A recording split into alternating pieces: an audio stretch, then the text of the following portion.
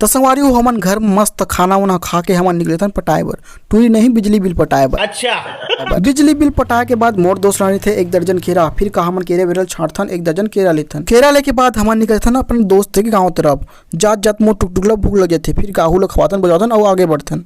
जैसे ही हमन इधर गाँव पहुँचथन हमन याद था कि इधर गाँव बहुत सारा हिरन के झुंड रहते। फिर हमन हिरन देखे बर निकल पड़थन।